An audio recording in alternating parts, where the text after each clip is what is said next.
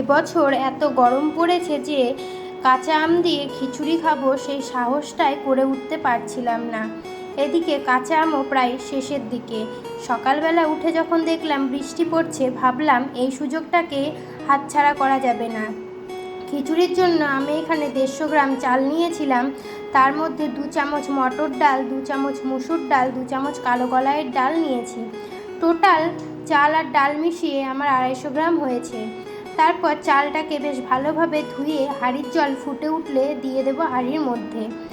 আর আমি খিচুড়িতে 3 রকমের ডাল ইউজ করেছি, তোমরা তোমাদের পছন্দ মতো ডাল ইউজ করতে পারো।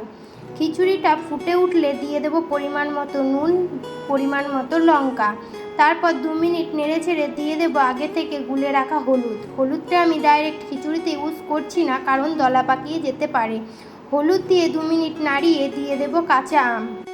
আচ্ছা, তোমাদের কাদের কাদের এরকম কাঁচা আম দিয়ে টক টক খিচুড়ি খেতে ভালো লাগে অবশ্যই কমেন্ট করে জানিও।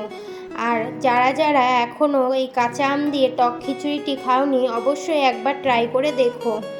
খিচুড়ির আমটা ভালোভাবে সেদ্ধ হয়ে গেলে ফোড়নের জন্য দিয়ে দেবো 2 গোটা শুকনো লঙ্কা, 5 ফোড়ন, গ্রেট করে রাখা আদা।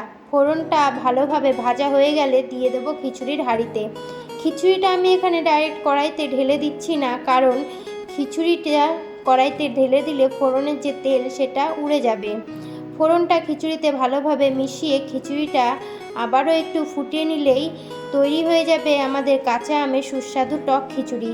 আর হ্যাঁ, তোমরা যারা আমার চ্যানেলের নতুন ভিডিও দেখছো, অবশ্যই আমার চ্যানেলটাকে সাবস্ক্রাইব করে বেল নোটিফিকেশান অন করে আমার পাশেই থেকো।